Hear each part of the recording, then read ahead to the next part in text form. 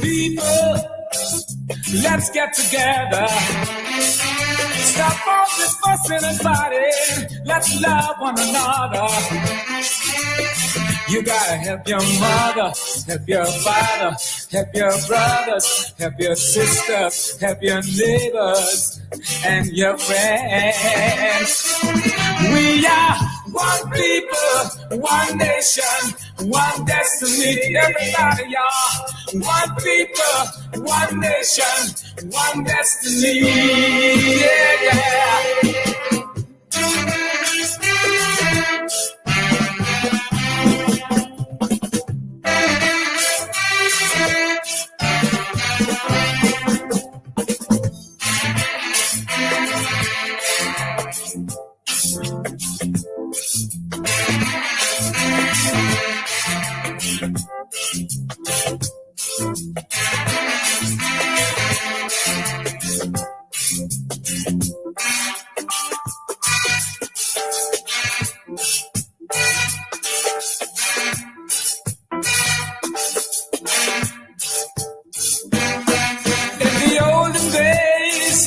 We were separated. Now we are freer. That's the way it should be. You gotta help your mother, help your father, help your sister, help your brother.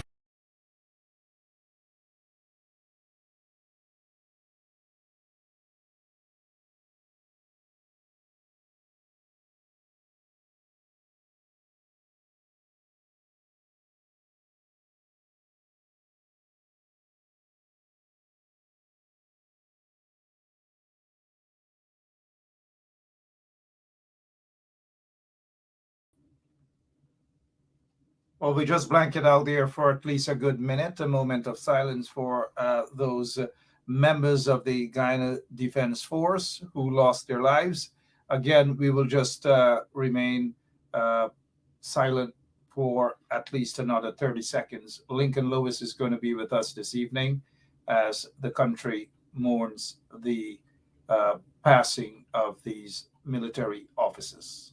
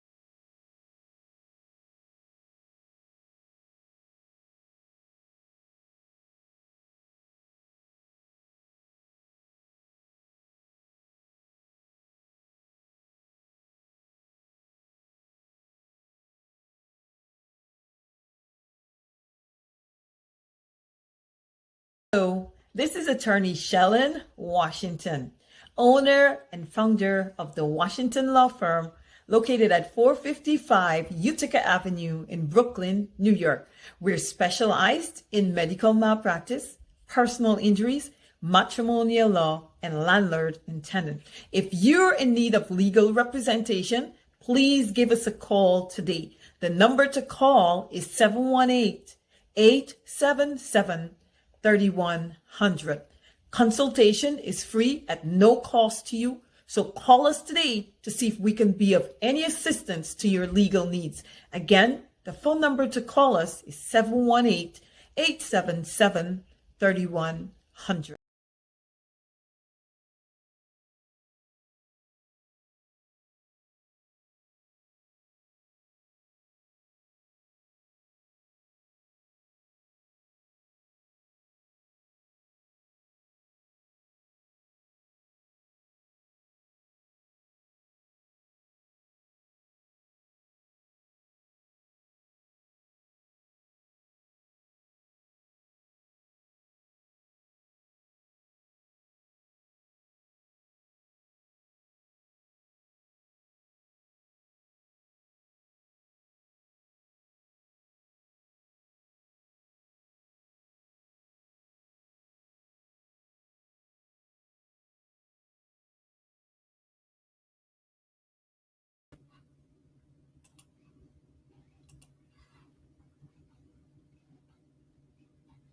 All right, let's begin our program here. 11 minutes after 9 o'clock in Guyana, 83,000 square miles. 83,000 square miles, Guyana. That's it. There's no other country could claim anything. They can talk whatever they want. They can do the salsa. They can do whatever.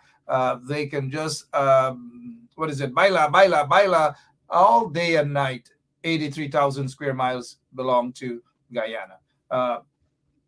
Five military officers lost their lives, as reported earlier during the course of the day. Yesterday, the accident occurred. We're treating that, we're saying an accident at this point in time. The investigation probably has already been launched, but thus far, according to report, five military officers, Guyana Defense Force officers, one retired brigadier, beaten, lost his life as well. He was, according to information, an advisor to Irfan Ali. And then you have the um, Lieutenant Colonel Michael Charles, the lead captain, and then there is also Lieutenant Colonel Welcome, and then you have Staff Sergeant Jason Khan, and also Colonel Michael Sahoud. Lincoln Lewis, good evening. Let's begin on this sad note, passing of these five military officers. The two other ranks of the Guyana Defense Force have survived. We don't know what's the condition of those two survivors. We just wish them a speedy recovery. We're not going to, I'm not going to get into any rumors and who says this and that, but I do hope, as it pertains to the survivors, the two survivors, I do hope that they're getting proper medical attention at this time. Lincoln, good evening. Sorry that we have to start just like this, but your take on this latest development.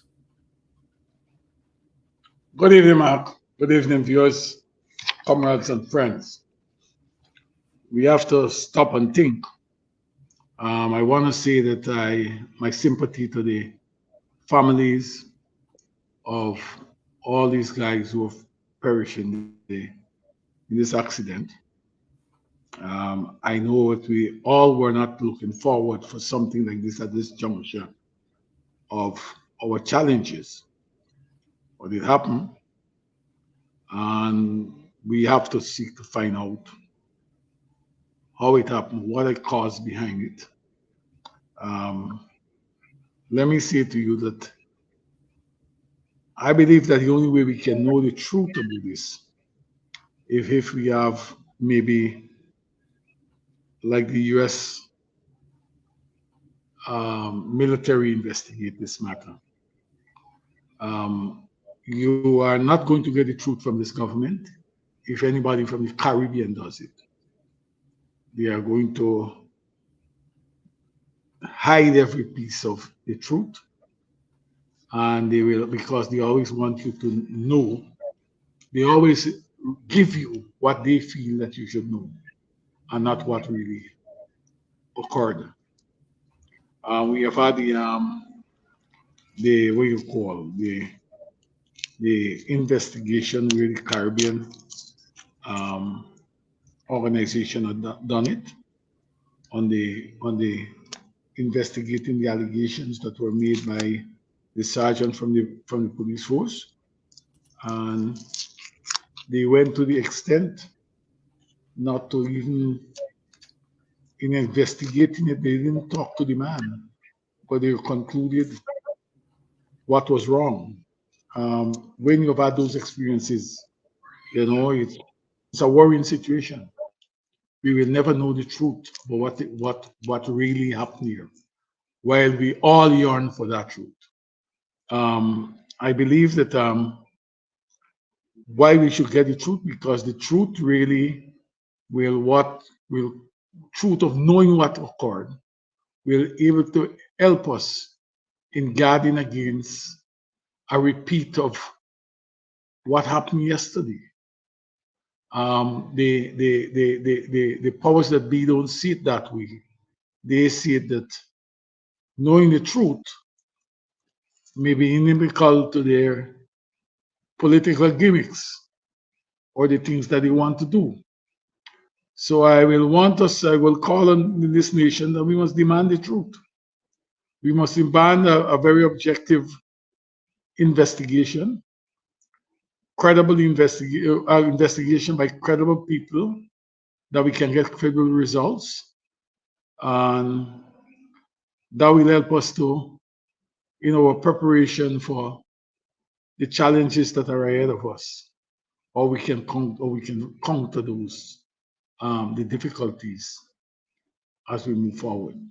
I want to say once again to the families of the officers, my deepest sympathy and that of the Trade Union Congress that I've had the honor of representing.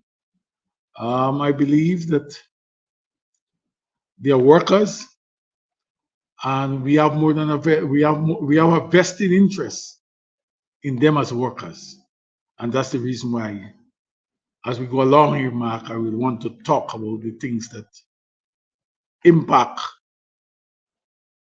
the working conditions of the military in this country, the people in uniform.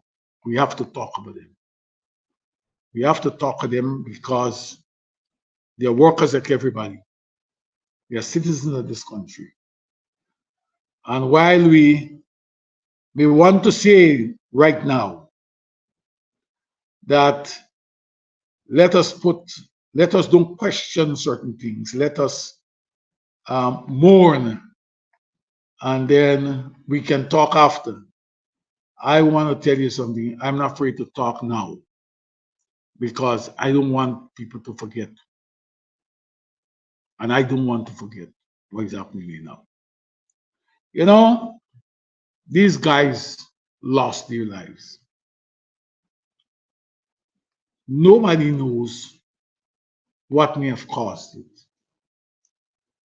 But over the last month, or about over the last 6 weeks, I've been talking about the question of the conditions for the people in uniform. You know, and the politicians and the political supporters on both sides of the aisle, government and the opposition, have taken what I've said and I've rebutted it in some way to say this is not the time to talk about conditions of employment and all these type of things. These people who die now, young men in uniform who have died here, and all the men in uniform who were in that plane, ask yourself what their families will receive to keep them going. Ask yourself. These people are our breadwinners of the families, you know. You know, if tomorrow, for some reason, the president of the country dies, his wife will be taken care of, his family will be taken care of. But these men in uniform, they will not be taken care of. These people are making sacrifices for us. They're making sacrifices for every one of us who tonight will sleep in our beds. We have to talk about these things. We have to talk. These people, are they covered with insurances, strong insurances that can take the family through? Some of them may be paying a mortgage. Some of them may get children and they ain't get a house yet. I heard the president talking a couple of weeks ago. Oh, we're gonna get a house lot. What the hell do you want with a house lot? You want a house. You want things to cover you. We have an undercapitalized army. Undercapitalized army.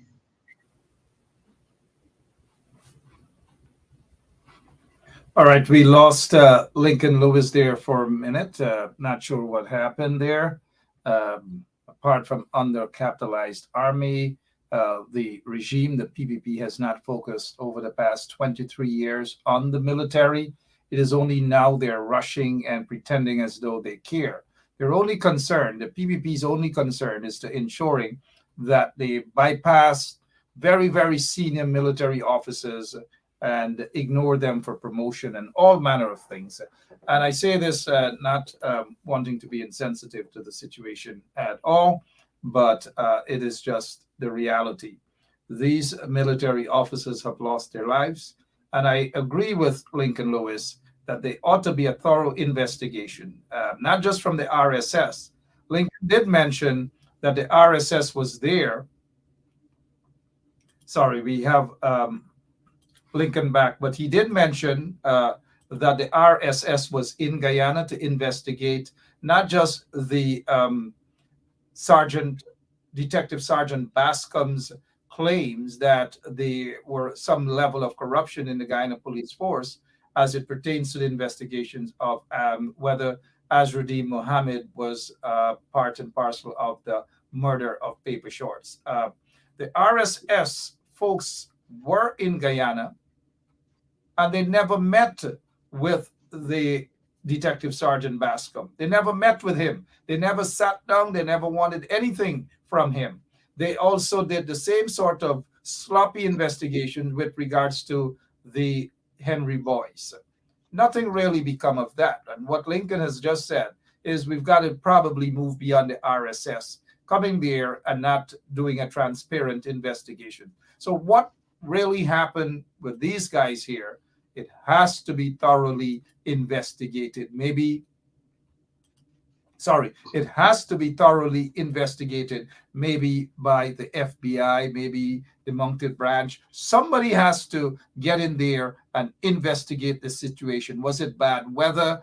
What was it really? We need to know. And Jack Deere and Irfan Ali cannot hide behind their couch at this point in time. We were told that a family member of one of these servicemen who lost their lives, one of the family members was out there at Camp Ghana requesting, begging for some sort of information, and that person was not given the sort of information as to what happened to her husband.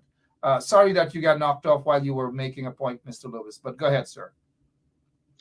Yeah, what I'm saying is that I've been talking about the capitalization. We have an undercapitalized army, military in general, and we need to do something about it. But we need to, even that, we need to look back to say why it is in such a state. We got to look back to see why it is such a state, and even the helicopter that went down.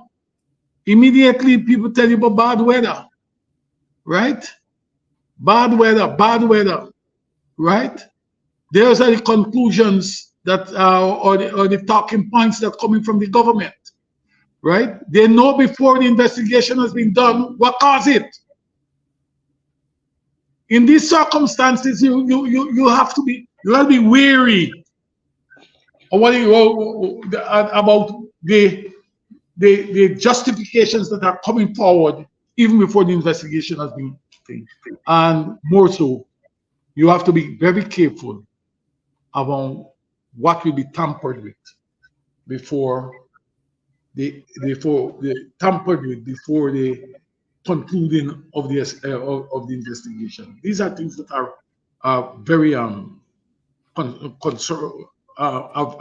very serious concern to me, to my comrades, and to society. If these guys are going wrong the place, if they follow the intelligence report and they're getting the truth, then they will know people see them out there. People believe that we're not getting any leadership right now. People believe that, and people are pointing fingers at both the government and the opposition, that we are not getting the quality of leadership that we are looking forward on this issue. We talk about the question, we have an underpaid group of people.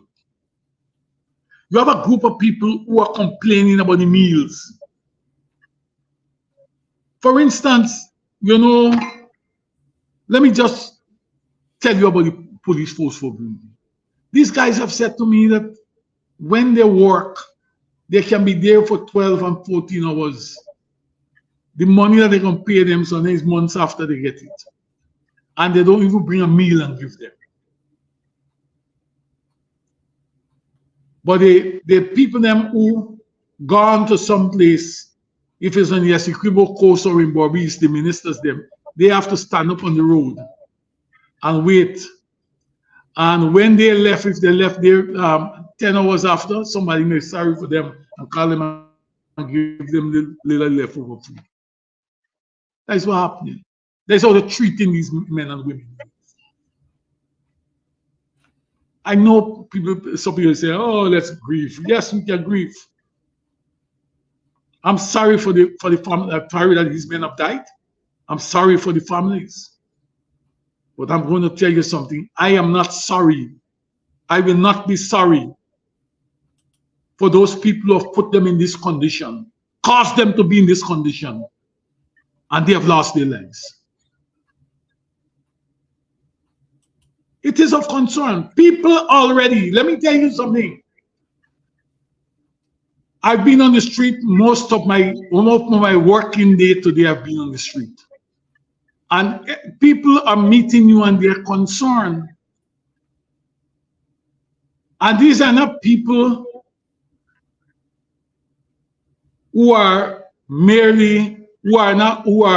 only employers, but these are people, ordinary man, who sign asking me, how they know so early that is bad better make the plane, the helicopter went down. They didn't do the investigation yet. So people already saying that these people from the president down, all they're doing is lying. We want the truth.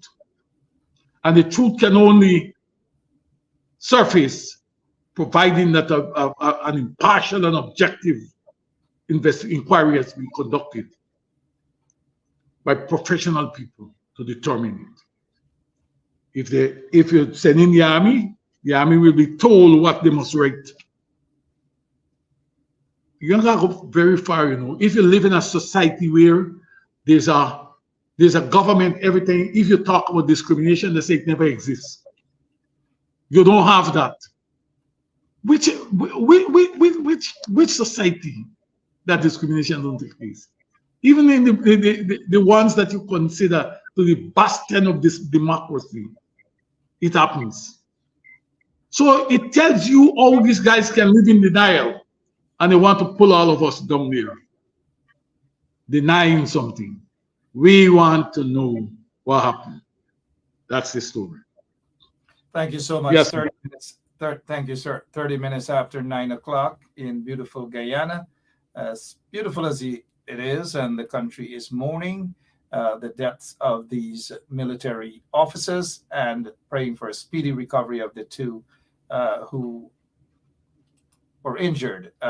Those two members, we are hoping that they're getting proper medical assistance. We're hearing otherwise, but we just don't want to lean on what we're hearing otherwise. We hope that what we're hearing otherwise is not accurate, and that the survivors are getting the kind of medical attention they need, because they are badly in need of that medical attention. Lincoln, let's touch on this guy, the butcher from Unity. This press conference, he is still adamant that he has never discussed negotiating some sort of workable arrangement with Venezuela as it pertains to the channel. Let them come to some sort of agreement. He said at his press conference today that he is going to sue Cathy Hughes for $100 million. Well, let me just remind people of what Jack Deere said. And he should stop lying to the nation about this. This is what he said. You could probably, on the maritime area, give Venezuela a channel out to the sea. So you make a slight concession in the maritime area. So he has promised to make a slight concession. And that is what Cathy Hughes was talking about. But yet today at his whatever so-called press conference, he announced that he's going to sue Cathy Hughes for $100 million. Before you respond, Lincoln, listen briefly, please.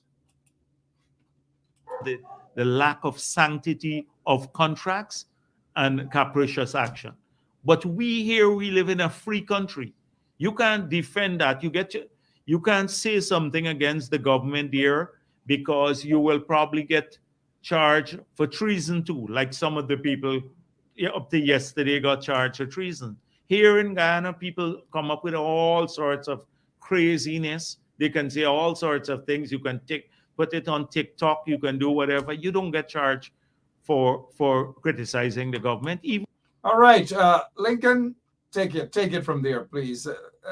Help me out with this, what this madman is saying here, really. I want to tell you something. Rarely I listen to this guy.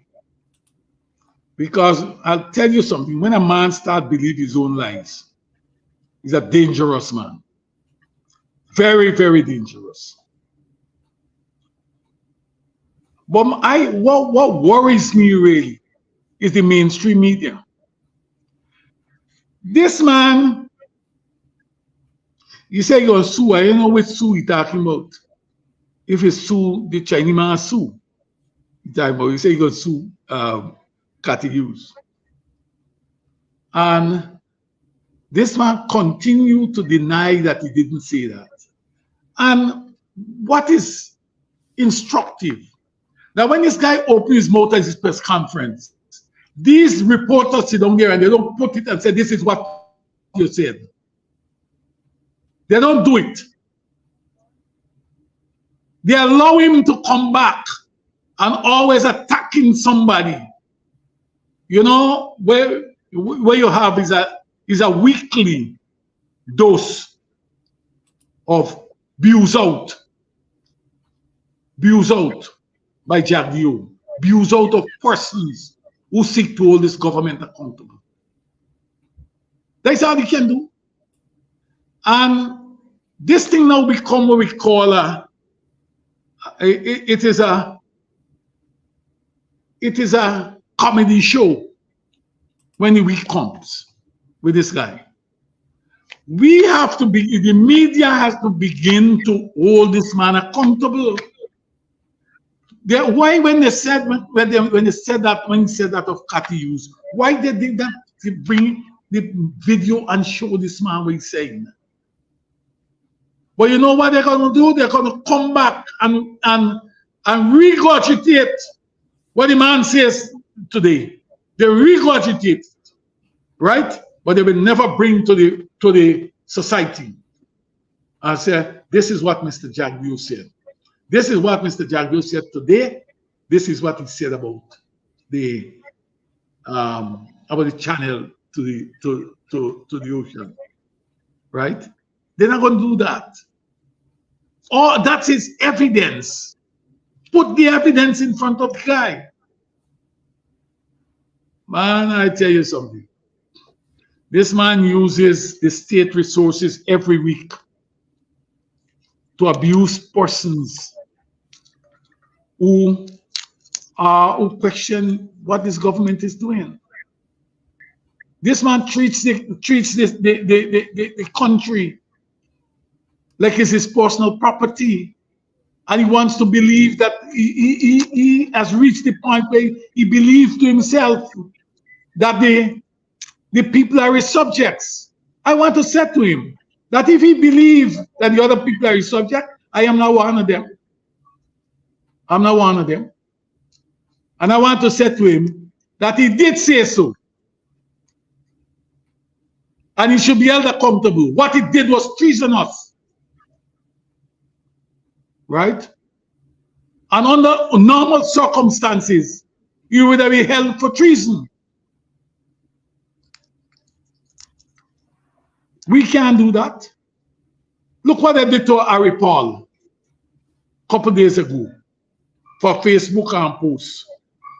They lock him up. And they only lock him up, they charge him. Look what they did to Brian McIntosh. Think about it. Everybody that speaks in this country about the atrocities that are committed by the PPP and him, they have to face the wrath, either physically or legally. And the abuse of privilege, man. It's an abuse of the state resources. And we sit too long and allow this man to get away with it. We have hundreds of men who were butchered under his presidency. And men like him should have been somewhere facing the court and locked away for a long time. We have to let him know. He can't talk about morality in the system, you know.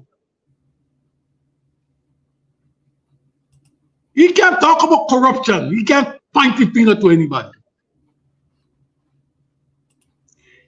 If or not, let me tell you something. And you have to blame Granger and all of them. This man should have come for his wealth. The wealth that he has amassed during the 3+ years that Granger was in office. He should have been accounting for his wealth. Where everybody touch him with kid gloves. They went up at the small fries when he could have gone after the big fish. I can talk because I can account for mine. Why get? I don't have a house where my dark kennel is bigger than the house that the state is making and giving to people with a family of 5. We got to take these guys down. They lie about the economy. They lie about the scandals in housing. They lie about the border issue. Today, I believe they're still lying about the death of these 5 men. Got to let it know. And the citizens got to take a position. Don't be fooled with this thing where people telling you. These men and women are doing as they like with the national resources.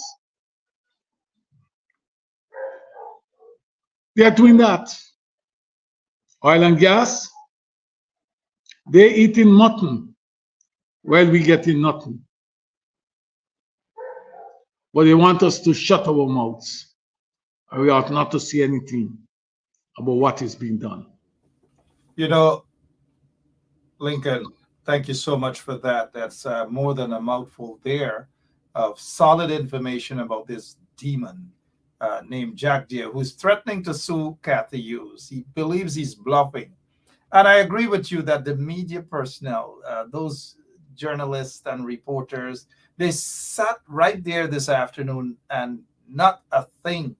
When he spoke about they don't charge people or lock people up for speaking out against the government, he might have a point. Under his regime, they kill you. Under his regime, they torture you. Under his regime, they jail you. Under his regime, they charge you for treason and all manner of things. And sometimes I wonder, is this guy, look at this, treason accused 3. Carol Ann Monroe, her husband, Bruce Monroe, an Army, a major in the Guyana Defense Force, and also Leonard Wharton, a former Guyana Defense Force soldier. They were charged with treason. They spent over a year in jail. And guess what? Nothing, absolutely nothing at all. But you don't have to go very far, Mark. Lincoln, Mark, this yes, woman they did that. But they did that. That's what I'm talking about. He sit down here today and said they don't charge you for talking against the government. They'll charge you for treason for that. So what these people are charged for? And the media has that information, but they won't put it to judge. no report. But what they do, they will hung down the people who Jack Dio talk about. That's what they do. We know we all know of another person they charge with treason as well. 5 years in solitary confinement. I can call his name, Ben Sharp. Forget about Bino. Bino was basically a pussycat. He ran away and probably was drinking wine with them. But this guy is ridiculous. When you talk about people who speak out against them, Crummy Wing comes to mind. Crummy Wing was assassinated under the PPP regime. Ronald Waddle was assassinated under the PPP regime. Some folks, others were jailed, some ran out of the country under the PPP regime that Jack Dio and other leaders of the PPP are responsible for under their regime. Jack Dio should have been charged with war crime and currently sitting in a cold, dark jail cell in The Hague. But no, he sits at a press conference and he's allowed to talk a bunch of crap every single day. Every single time at a press conference, this is what this madman does. It's a comedy show, man. There's a comedy show. The #1 comedy show in this country. That's what we get to. What's your take on this? That's what's passing for governance now. That is just what is passing for governance. What's your take on this rattlesnake condemning Maduro for doing the same things that this guy has done? Charge people with treason for nothing. 5 years in solitary confinement. I can attest to that. Let me just tell you. Let me tell you something. You know, let me tell you about this. You talk about Maduro. What Maduro is doing, we don't dismiss it. We gotta be serious about what Maduro is doing. We gotta repel Maduro, right? But you gotta ask yourself if the government is serious in repelling Maduro. You gotta ask yourself that.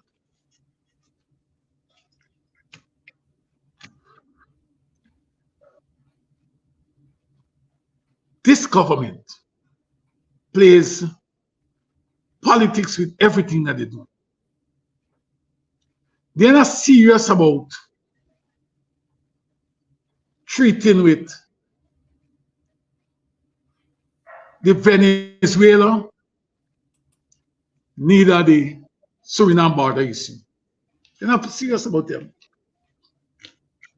If they were serious, then they would not have allowed the army to run down to the level that they reached.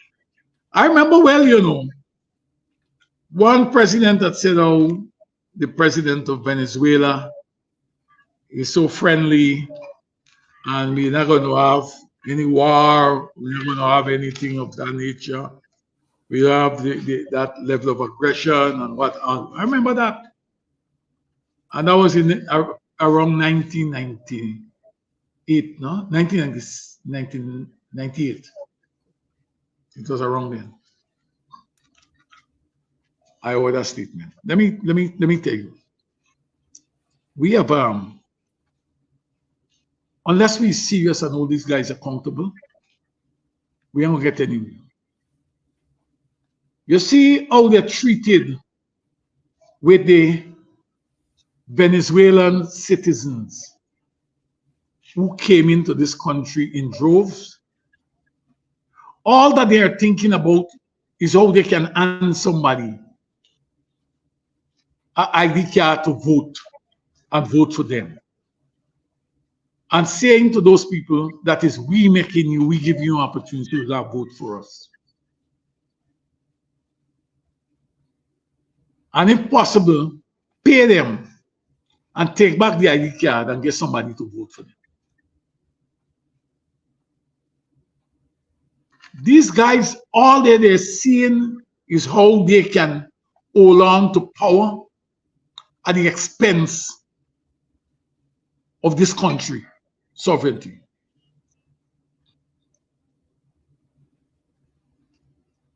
There are questions that have been asked and answers are not forthcoming.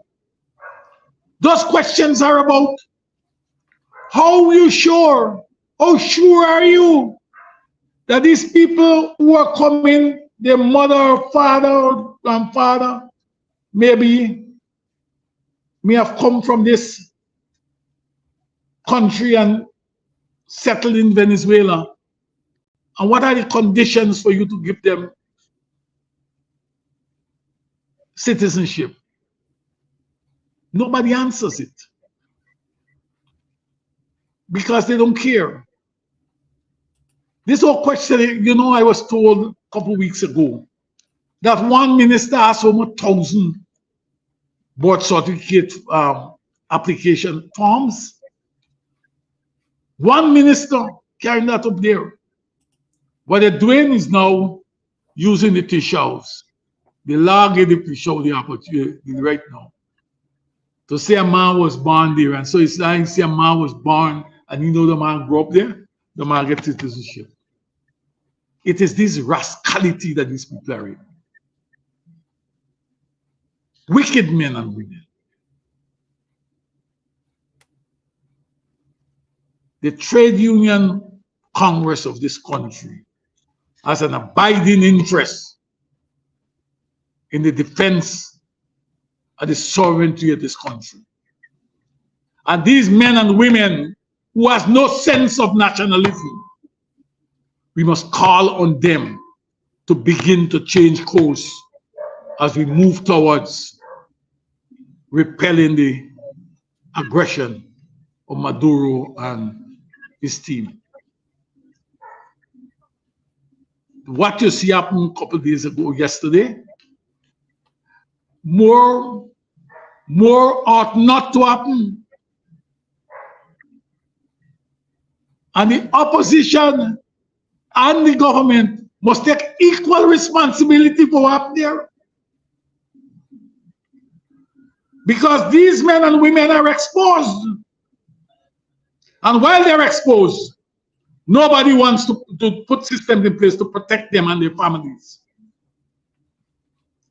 Those who lost fathers in this era.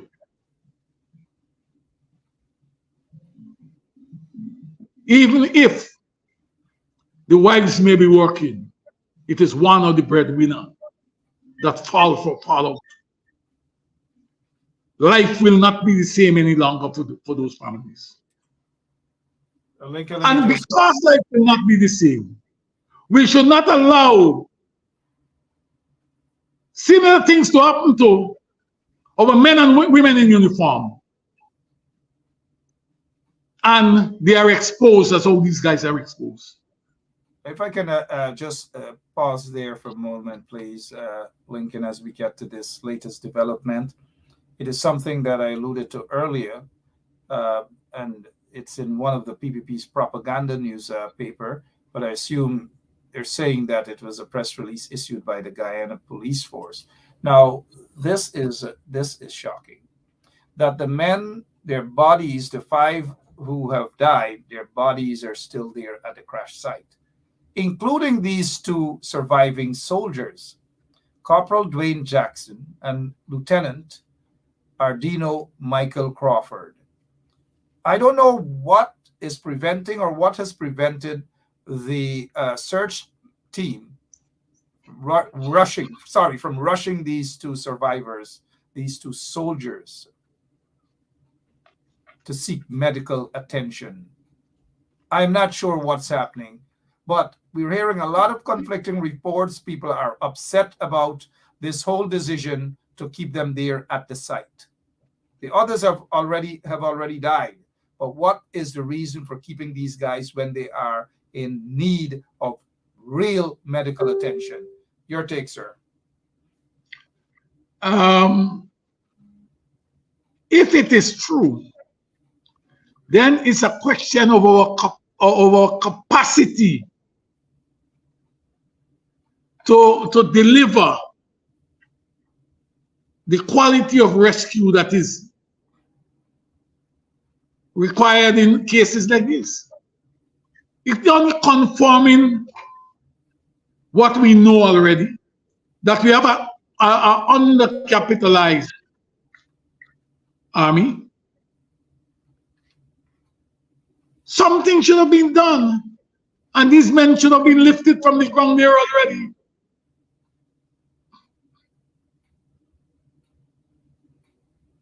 It's a pity. It's a pity. It is a pity. How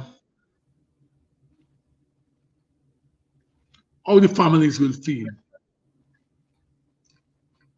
somewhat neglected. And that's why I'm saying, when Orphan Ali picked up the phone to call Aubrey Norton to talk about Venezuela aggression, and immediately after that, the opposition put out a statement of support. I said we should have been saying to him that there are some, while you support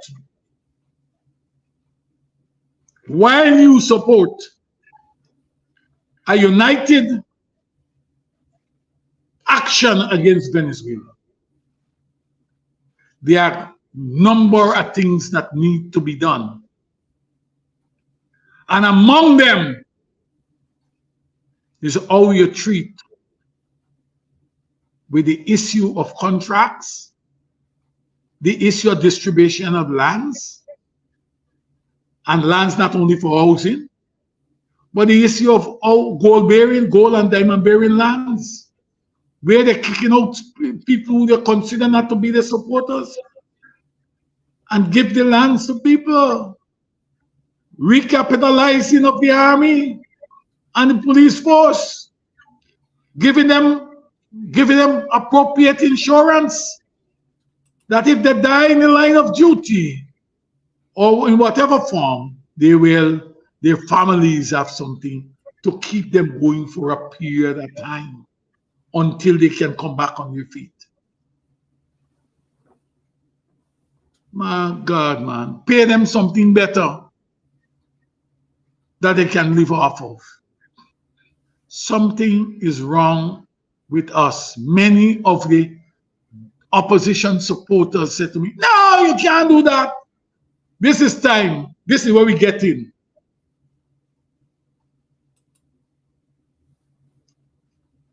We ain't start to fire shots yet at the border.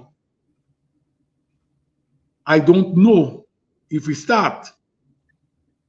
I should put it that way. I don't know if we start. But in the milieu leading up of falling in this period here of our challenges, what we have a situation where some of the top brass in the army have died. And there's nothing there. The same thing we're talking about is the same thing happening. I know some are a little vexed, you know. See, I'm talking about from both the government and the opposition. I tell you something, I will not brief for anybody. I want to tell you something. You will see tomorrow morning who I am. But I want to tell you something. There is the right side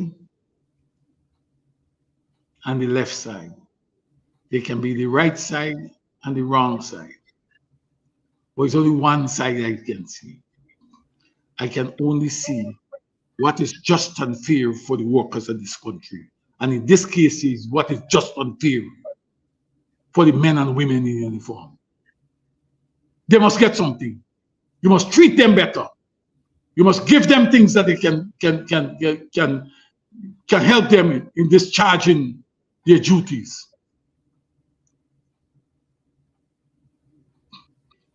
Ask any one of them who talking if they're going to work for them money where they pay to them to the captains and majors and so on in the army. They can work for that. They don't work for that. But they want people put their life on the line for them. Let them go on the road, you know. Mark, viewers, let me tell you something. Go on the road and ask the people. I don't have to ask them, you know, they're coming to me and they're telling me what happened. And they're telling me how they feel about it. While they are concerned about the rattlings that are coming from Venezuela. They are equally concerned about the men and women in this government who are degutting the wealth of this country for them and their friends. That is the story. You know, one of the things, Lincoln, and good evening to all of you who are now joining us, 58 minutes after 9 o'clock, is Jagdeo has taken a backpedaling, so to speak, of his aggressive approach towards having Venezuelans in Guyana who have entered the country legally to register, to get ID cards. Remember how he was aggressive on that issue? Now he's very, very quiet. But again, we wish to remind viewers that Jagdeo called for the sharing of the economic zone in Essequibo with Venezuela. Jagdeo said it. You could probably, on the maritime area, give Venezuela a channel out to the sea. So you make a slight concession in the maritime area. Good. Slight concession is right there. But this is a guy who was just not so long ago meeting and shaking hands and hugging up and kissing up some Venezuelan nationals who turned out to be agents of Maduro. Well, what's going on there again, Lincoln? Mr. Jagdeo is just about power and acquiring it and keeping it at all costs. He don't care what cost. This guy's not nationalistic, you know. You know, I'll tell you something. These were the guys, this guy come from PPP. And a lot of people young now, they will not know. But when you have national service, on every occasion, they accuse the national service. They attack national service. You know, attack national service. They didn't see it as anything worthwhile. You know, I always remember what was the quiet anti-national service. Many people would not have sent their daughters to University of Guyana because they are saying that if you go to UG, you will have to go to national service, and if you go to national service, you got to sleep with the men in national service. And they want to say and this was coming from the Indian community primarily, right? But I don't believe it didn't originate from the ordinary man, Indian man and woman. It originated from the political leadership of the party. That's where they start with it. They inject that fear into people, right? But today, what they're telling you, that we are one. We must live together. But that time, when they were in opposition, we were not one. That's the problem that we have. The double standards with these men. You know, Mark, let me tell you something. It was in 1998. I remember well the TUC did a one-day session to talk about the frontiers. Among the men who were there was Rashdi Jackson, Joe Singh, right? Rashdi Jackson, Joe Singh. This team by what is his name? Ronald Austin, right? Mark Horton, right? And I remember well a number of things that came out from there. Let me take, for instance, let me just take a minute and tell you about one or two of these things. You know what he said? We should have a sustained supervision of trans frontier trade activities to ensure that these are conducted in a manner that is consistent with our national interests. You always said to our national interests. All kind of things, people come over the border, trade over the border. To a large extent, we don't even know what's taking place. Yes? We said the planning and execution of a sustained public information initiative to sensitize Guyanese residing in frontier communities to the territorial claims against Guyana. They don't want that. They take them, you know, those are things they don't want. They take it out because you know why they took it out? Because it was done to a large extent. It was there under the PNC government. So everything that the PNC did bad, so they throw away, right? Here we say, the formulation and execution of developmental plans designed to reduce the dependency of interland-based Guyanese in neighboring states. You know what? Many of the men who are miners in the Cayuni area, they get fuel from Venezuela. Those are the type of things that we're talking about. We make our people, our communities, dependent on the neighboring countries. It's not that we can't do better. It's that we don't want to do better. It is that these guys don't believe in national defense. They believe in how they can rape the coffers, how they can take away, they can part up the mineral, the lands in the interior, go bury lands, take away from this person and give to that person. Take it from this person and give to a cousin. Yesterday I was in Artery Street and a man drove up to me. And I'm talking to the man. The man said, man tell me, say, you know what, that's true. I understand when Maduro there. Iran, boy, I ain't losing sleep over it. He said, you know what they do me? You know what GGMC do me? Not GGMC, Geology and Mines Commission. You know what they did to me? They took away my land and they give a minister cousin, family, my land. I can't make money any longer, so I bring the truck them home and I finish with the interior. Let them fight there. That's how people, I give you an example of how people see them, how people see this country, right? And it's bad when people meet to the point where they are beginning not to have confidence in our leadership. They're only defense now. They're only running now because he hit home near. They're only running now because they have a lot to lose. They are not interested in our nationalism. Why want to call on every Guyanese? Far and near. We have to defend Essequibo. We have to defend Essequibo. We have to use whatever means we have to defend it.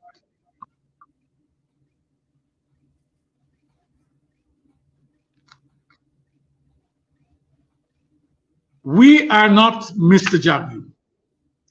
who tell Mr. Jagiona, who tell me that the oil contract that was signed between the coalition government and Exxon was damn good, was not good, and he will negotiate it when they get into office, and when they get into office, saying something else. We are a people who believe in contracts, the sanctity of contracts. We believe in what has been written and signed to, that we must honor it.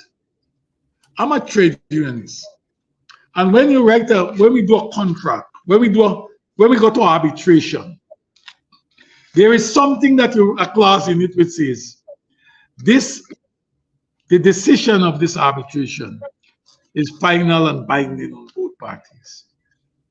And I believe that the arbitration that determine the boundary between Venezuela and Guyana, if it's an arbitral award, and I believe that it's final and it's binding. And if Maduro and them want to fight, we have to take measures to repel them. I heard the president yesterday, he talking about go to the OAS, the UN, and talk about the sanctity of the contract and the agreement, the award, the arbitral award, and all them things. Talk about them. But here's something, and this is where I partnership with these guys. I want you to understand this, Mark. You can't tell me you know about all these contracts out there, all these conventions, laws, international laws, and everything, and the same apply inside here, and you're not honoring them here.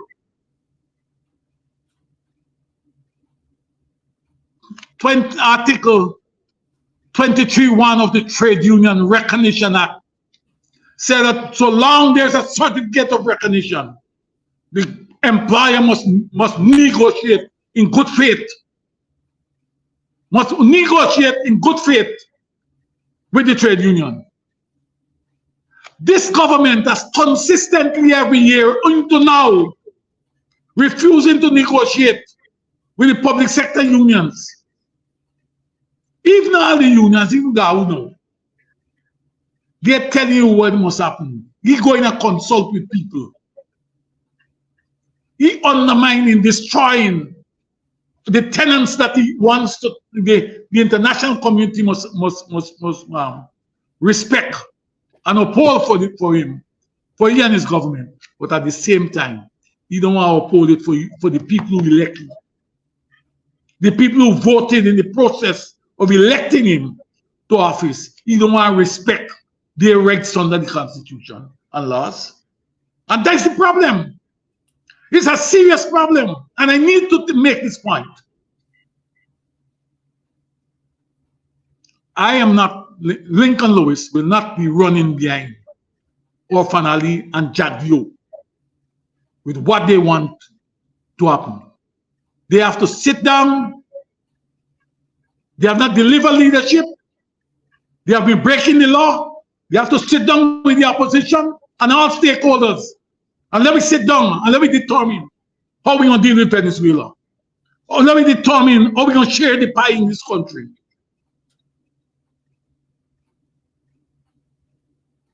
I'm not going to be taken down that road. And I urge people don't do it. Because when they finish there, all they're concerned about is that they repel Venezuela. And then they come back to you and say, see what I do? We repel Venezuela, but people will forgive you. But you mustn't think about your rights that are being transgressed here and the laws that are being violated. You mustn't think about them. I want to think about them. I want to talk about those things. Yes, Ben's Club. Thank you so much, Lincoln Lewis. Really appreciate that. Let's head back now to this situation with the Army officers. 5 of them are dead. Lieutenant Colonel Michael Charles, dead. Colonel Michael Shahood is dead. In this photograph, he is listed as lieutenant or lieutenant colonel. He's actually a full colonel. Retired Brigadier Gary Beaton, dead.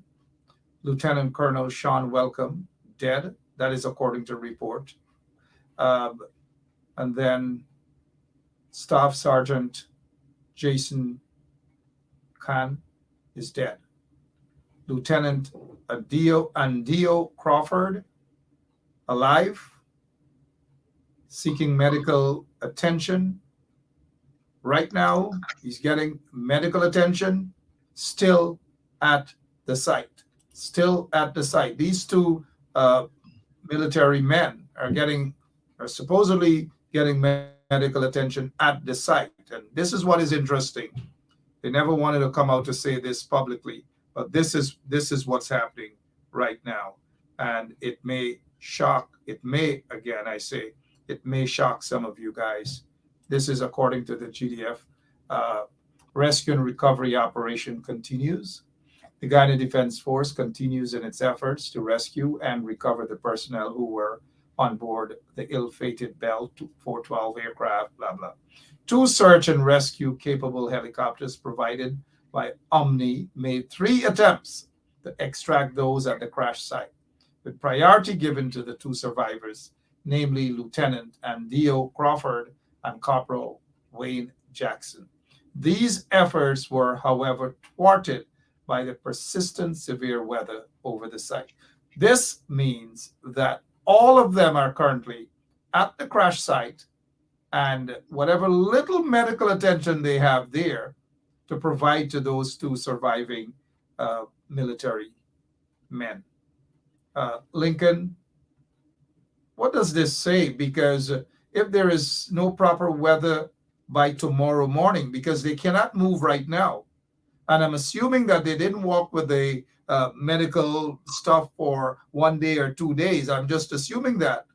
What hope do you have that these two soldiers, these 2 military men, and we salute them, will survive? We want them to survive. But what's going through your mind right now, based on what you've just heard, that they're still there at the site? I'm surprised that they're still there. I would like to. I am asking myself, if, quietly, whether they're not alternatives to move them from where they are, get them to another location. I understand it's near to a river, not far from a river. What could have been done? All those things, all options need to be explored. I will hate to think, or I don't want to. I don't want to wake up tomorrow morning and hear that these guys have deteriorated or somebody have succumbed to their injury while they're there again. I'm worried about that. All I can do is to wish them well, and at least let them come home to their families after that. Mark, what is my problem here? Is that we are going to see the PR machinery of the government in full gear. They are going to be giving the world the impression that they care. But after those bodies are interned, I'm going to tell you something. They finish with the family. I know them. I know them. I know the men them that we're dealing with. This thing is about political support.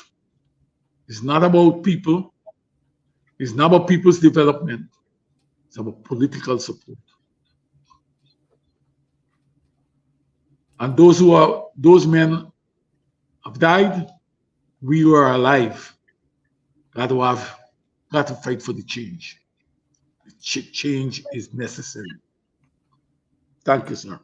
Oil-rich country, billions upon billions of dollars, and just for the benefit of those who are now joining us, there are two survivors, according to reports. Two survivors, and look, it doesn't take a genius to figure this out. That these men are just laying there. Of course, they're in bad need of proper medical attention. Not just a little medical kit that went down there to just go at the crash site, grab them, and take them to a hospital or something. There's still all of them, including the search and rescue team. All of them are still there at the crash site. They cannot move at this point in time, with two, and I will say badly injured. Two badly injured soldiers are still there on the ground. In an oil-rich country, they boast about the GDP and how it's going to be. They boast about hundreds of millions of US dollars, all these things. But look at what the soldiers are going through. If these PACUs who are in the PPP were funding, and not underfunding, funding the military, as they have starved them for 23 years, they've promoted their PACUs and their friends and bypassed senior and very experienced men and women in the Guyana police, in the Guyana Defense Force, and the police force as well. But let me say this right now, that senior members of the Guyana Defense Force are very, very annoyed. Let me tell you something, Mark. Let me tell you something. 2 seconds. They are annoyed because of blatant political interferences of the Guyana police defense force right now. Go ahead, sir. Sorry about that. When these helicopters were bought, I remember well, there was one man who wrote about the life of all these things are. But the government was making a big hoorah about these helicopters. That's why I have to say that we are undercapitalizing the military. We got to do something about this thing. It's our families who are ending up there. Our families that are in. It is our families who are putting their lives at risk. It is the ordinary man and woman who niece and nephews ending up there.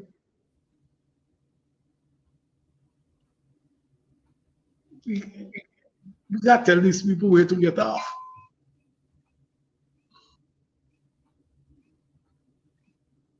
That is it. We are worried. I'm worried. We want better pay for these people. We want good insurance. We want these people to get houses. I want to tell you something. This is not the United States that has laws and rules and things and opportunities for people. We gotta make the opportunity. We have a cultural situation here, and our way of governance must be consistent with our culture, right?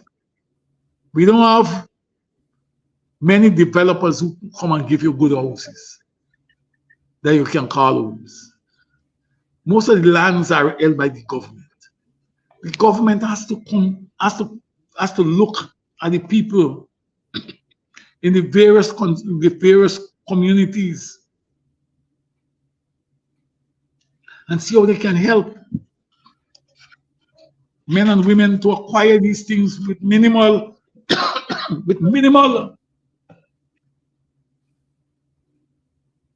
challenges. We have to do it. You got to try, man. But you know what? They believe if you give a man, if they give a man a house or a piece of land, that man must be beholden to them. He must vote for them. And when you get children, the children must vote for them too. He is no longer where, as a citizen, is entitled.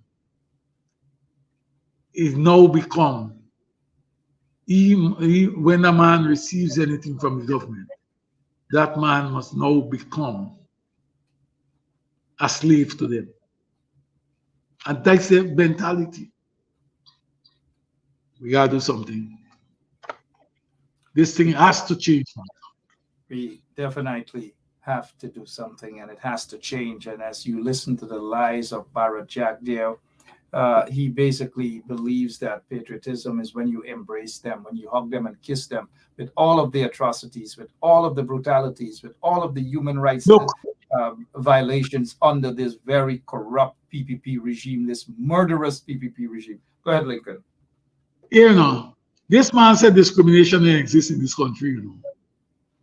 That man said discrimination don't exist. But he went on to say that trade unions who are opposing them and they support the opposition, right? They will not engage them. What part of the law gives them the authority? Is it that discrimination? And the media sit down right there and nobody tell him, ask him if this discrimination. He gone home. But you know what? They're gonna print the same thing, demonizing the trade union leaders. They're gonna demonize us. They're trying to demonize us. They got to develop the testicular fortitude to stand up and tell Jagdeo where he's not speaking the truth, and to tell him that he needs to account. Many of us are afraid to do that. You know, Lincoln, a lot of people are praying for the speedy recovery of these two soldiers, but I'm a bit concerned. I'm getting some information from some sources. I'm a bit concerned about the conditions of these two soldiers right now, and whether whatever medical supplies that the rescue team has is sufficient for these soldiers. We don't know how, in terms of how much of an injury or injuries they got, whether they're able to make it through the night. I do hope that they are able to make it through the night, that they make it through the night, and that they are removed from that site and get better medical attention. So we've got to pray for these two here. People are very concerned about this right now. We don't know what's happening on the ground, but all of them, including the rescue team members, are stuck at the site, the crash site, as we speak. They are stuck right there at this time. And you spoke about the helicopter and the purchase of the helicopter, the Guyana Bell 412 helicopter, to improve air security. This is the helicopter. The Guyana Defense Force received a U.S. Bell 412 EPI helicopter to improve its air defense. And this came as of March 13, 2021. Millions upon millions of dollars spent on this chopper. And it had to be repaired, it had to be repainted, and all manner of things. In an oil-rich country, two surviving soldiers are stuck at a crash site, and there's no way for them out. Absolutely none. They have to wait until the fog goes away, until the weather changes, and then they will be flown out. Let us pray for these young men. We don't want to hear any bad news. We have already heard so many already for within the past 48 hours. Lincoln, your closing remarks, please, sir, as we prepare to take our leave for this evening. I want to see, let me tell you, I want to see these guys survive and come home to their families. It's absolutely important that since they have survived the crash, we should work assiduously to make sure that they survive the challenges that face them right now and return to their families. I want to tell you that we have to remain vigilant. We cannot allow ourselves to be taken for a ride by these guys. We must not allow them to determine for us the narrative about what we must say. And I want to call on the opposition that they have to decide which side they're on. They can't decide which side they're on. They're either on the side of the workers or they're on the side of the oppressors. I don't know what else the opposition need to see and understand.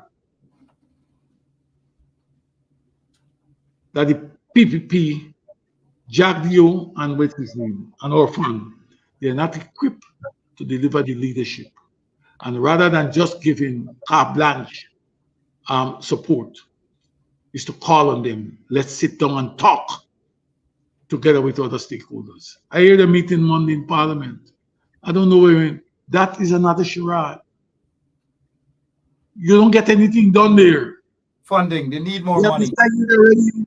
They already decided already what they want to do. They need And more then money. I've said to a number of what do you call it, the opposition leaders already, that it is a waste of time and people's money to go to the National Assembly to discuss anything. Your parliament should be the streets of this country, the community centers, and the playgrounds.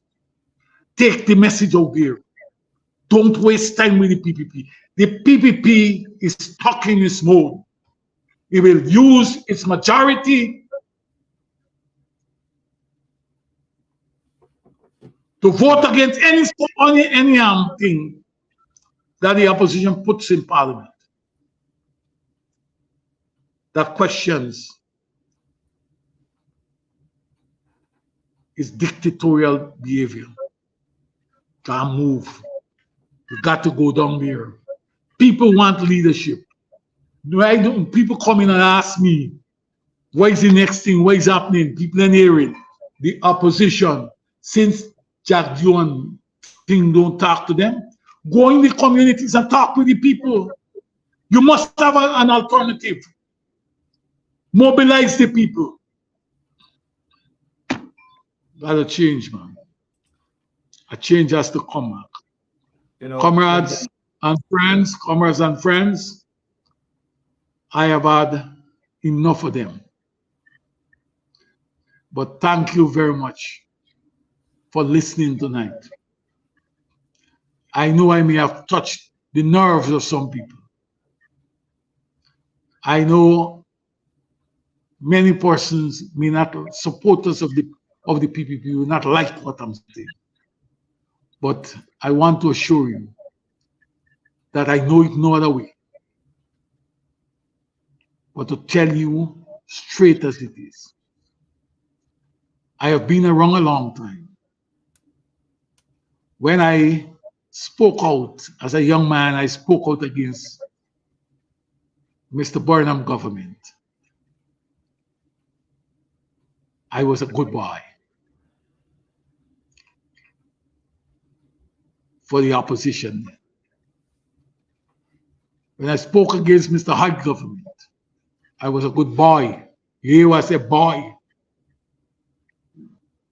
for the opposition. But when the opposition came into power and formed the government, and they begin to do worse things than the previous governments were involved in, and I talk against it, I become they call me racist, they call me ugly. I don't care why you call me. You can call me what you want. Time will tell. History shall exonerate me. I am calling it as it is. I am telling you that these $1 million men will get $2 and $3 million a month salary. I'm paying the military people $120, $110 and $120, $20,000 a month. And believe that is enough. I want to tell you that they're exploiting us. They're fooling you. Time for action. We want to see those men in Georgetown getting the best of treatment. Thank you. Good night. Good night. Good night. Thank you so much, Lincoln. I appreciate it so much.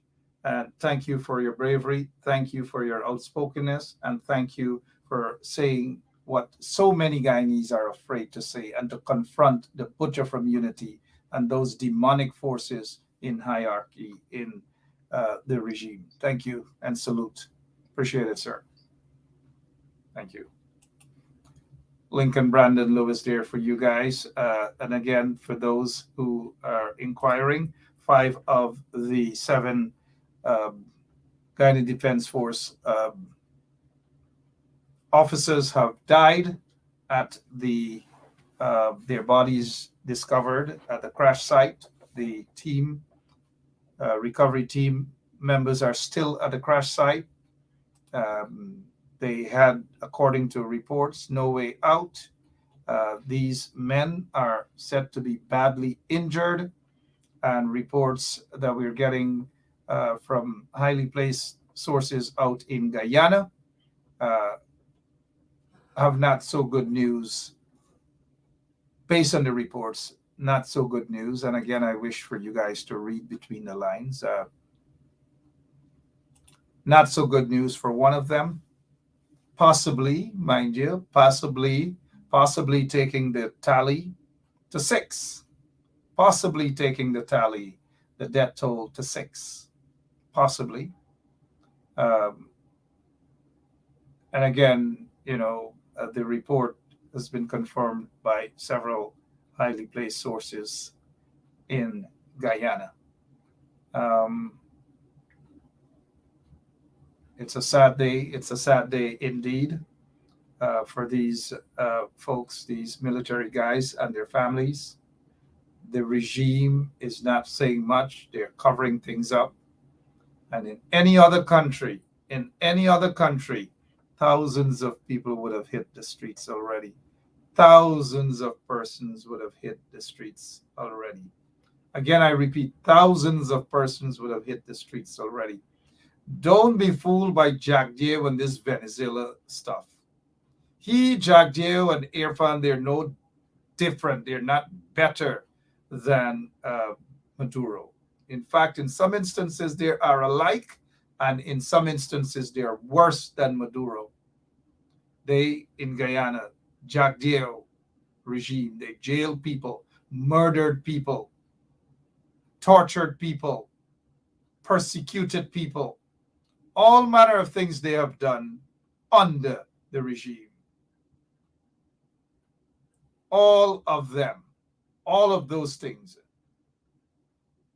And a wicked, demonic individual like Para Jack Dio is upset because people describe him as such, wicked and demonic. It is so sad what is happening in that country. And as the reports come in, the reports are flowing in.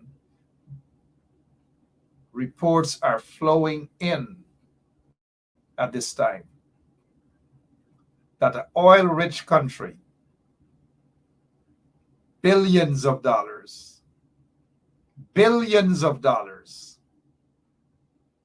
and you cannot rescue 2 soldiers at a crash site. 2 soldiers. The others, according to reports, have already died right there. They died. So you can't do anything to them other than put them in a decent body bags, and place them there.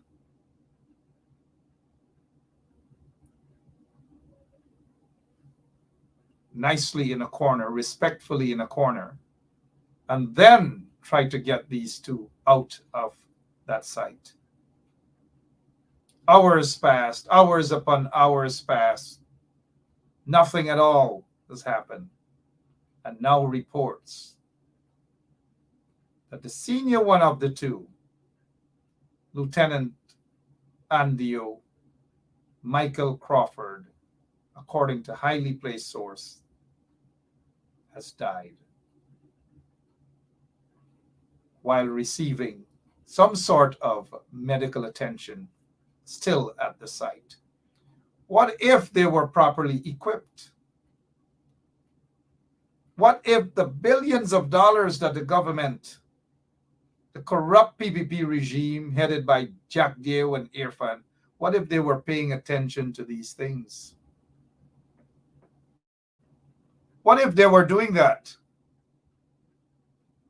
What if?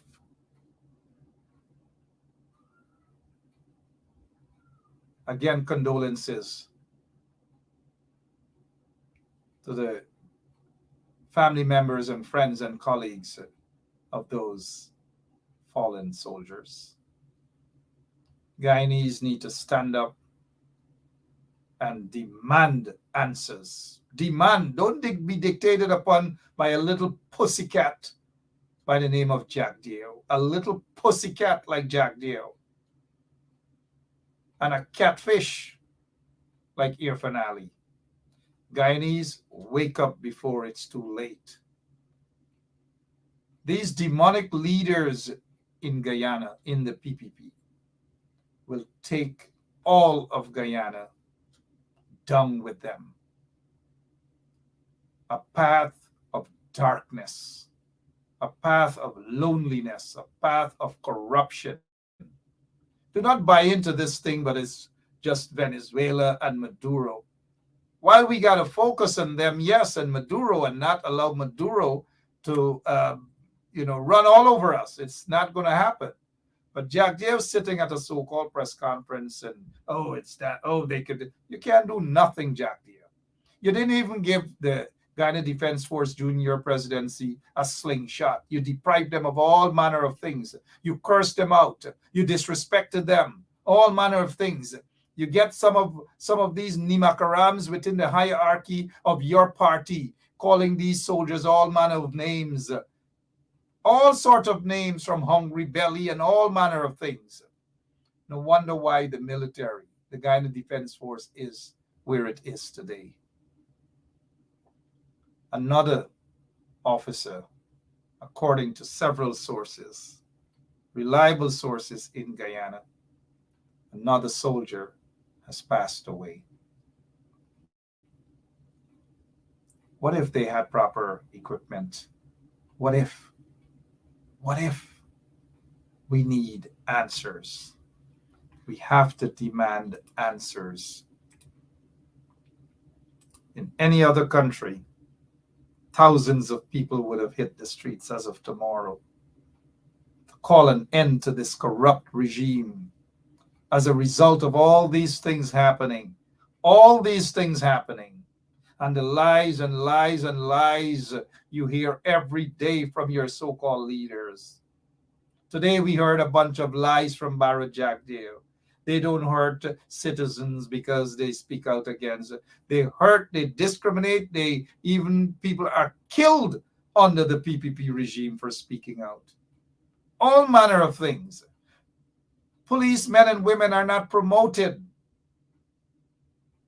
as a result of corruption. Guyana Defense Force soldiers and officers are not promoted because of corruption in the PPP regime. All of these things are happening, and people are still sleeping in Guyana.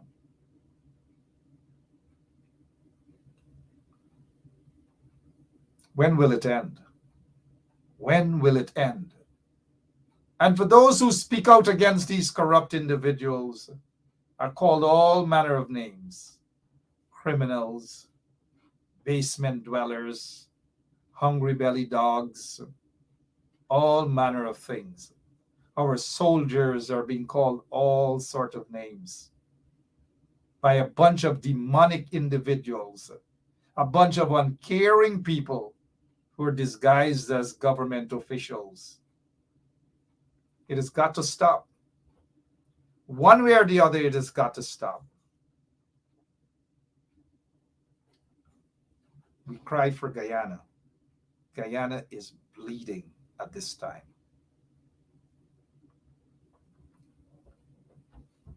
We love our country of birth. We do. But what is painful is to sit every day and read and hear about the painful things in our country. And the men who are ruling the country right now believes that we are all low lives. We are not worth anything. We have to sit and be subjected to their trash, to their attacks, daily attacks of poor people in the country. It doesn't matter of your political affiliation. It doesn't matter. The PPP doesn't care about citizens of the country. We've got to do more than praying for the country. The country doesn't deserve the type of leaders or so-called leaders that we have right now. We do not deserve that. Discrimination, persecution, people who have trumped up charges are still before the courts for 3 years now.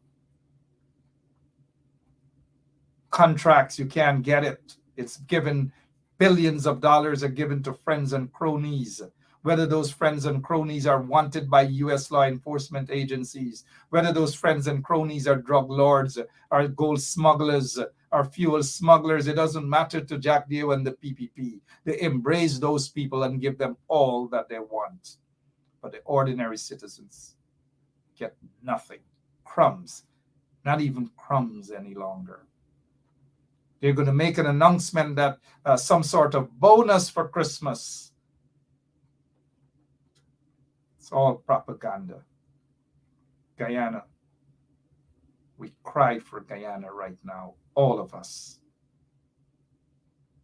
And all of our tears of those who were persecuted, those who have had family members shot and killed, murdered, assassinated under the PPP regime. There are hundreds of mothers still without their loved ones, their husbands or their sons. Donna McKinnon, her children and her grandchildren, she was shot and killed, murdered in front of Freedom House. And not a response, not an answer. No justice, nothing. Hundreds of persons incarcerated, many of them on trumped up charges, languishing in prison. Corruption upon corruption upon corruption. It has got to stop. The tears of citizens are going right now at the doorsteps of Jack Dio and Irfan and all of those criminals in the PPP regime. It has got to end. One way or the other, it has got to end. And you know, if you believe in God, He finds a way, one way or the other, to make it end. He finds a way to make it end. People can only take so much. And we're hoping that it ends at the ballot boxes. We're hoping that it ends that way. We're hoping. Again, condolences to the family members of these fallen soldiers. Another one, we were told, passed away, and there's only one survivor. That's what we've been told. One survivor at this time. Blood is on the hands of this demonic human being. Blood is on the hand of this demonic human being. And they can jump on BBC and CBS and Al Jazeera. They can jump wherever they want. It doesn't change anything about how Guyanese feel about them. Majority of Guyanese, including supporters of the PPP regime, no longer support them at all. Charge this guy with treason right now. You could probably, on the maritime area, give Venezuela a channel out to the sea. So you make a slight concession in the maritime area. What a waste of a human being. I'm out of here. See you guys tomorrow. Have a good night. Just imagine the kind of Christmas that those folks in Guyana will have. And for those of you who plan on going to Guyana for Christmas, you might as well just give it a pass this year. I can't tell you what to do. I can't even tell some of my own relatives what to do. I can only suggest that you give it a pass for this year. Reports coming out that the Brazil's army has detected an increase in Venezuelan soldiers on border with Guyana. It's not propaganda, it's in world news. I'm out of here, guys. See you later. Thank you so much for tuning in. God bless you. God bless that beautiful country run by a bunch of corrupt, evil men. So long.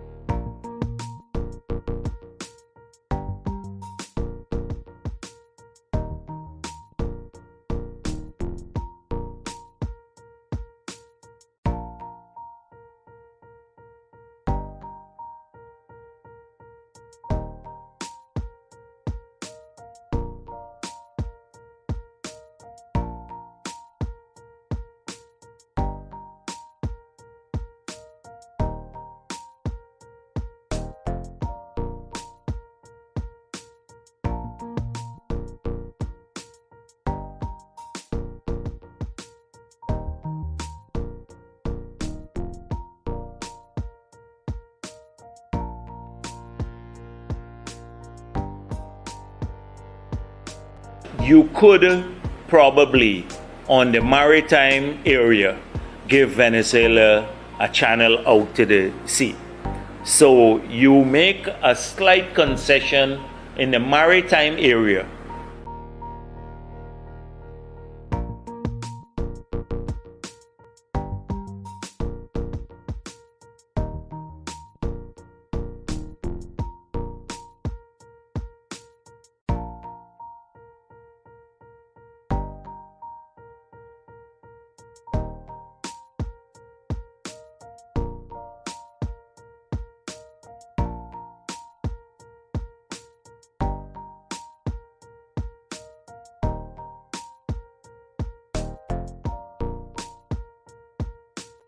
Yeah, my name is Jacinti Caldata Francis Vietnam, and since 1965 I become a voter, and I always place my X next to the cup, and what they are doing today, I can't take it.